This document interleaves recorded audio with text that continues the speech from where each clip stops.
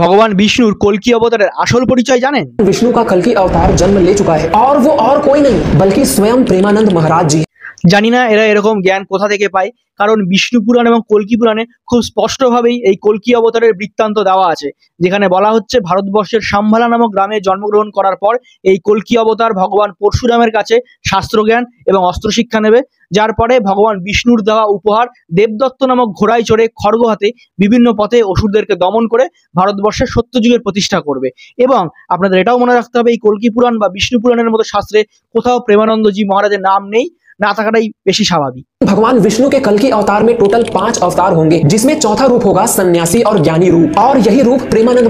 Again এরকম কোনো অবতারের কথা কোনো শাস্ত্র এবং বিষ্ণু পুরাণ কল্কি পুরাণেও লেখা নেই, বরং সেখানে এটা লেখা আছে যে এই কল্কি অবতারকে সাহায্য করার জন্য অলরেডি পৃথিবীতে 7 জন চিরঞ্জীবী রয়েছেন, তার মধ্যে যেমন হনুমান, পরশুরাম, কৃপাচার্য বা অশ্বত্থামা আপনারা সবাই জানেন।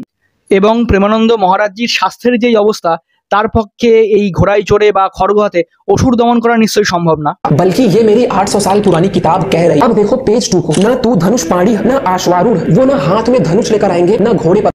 আজব বই তো।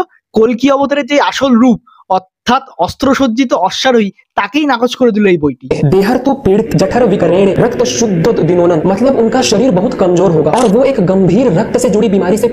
এবার আসি এই 800 বছরের বইয়ের কথায়, যে বই কোনো ইতিহাসবিদ, কোনো শাস্ত্র বিশারদ, কোনো মিউজিয়াম বা কোনো প্রফেসরের কাছে না থেকে এনার কাছে আছে।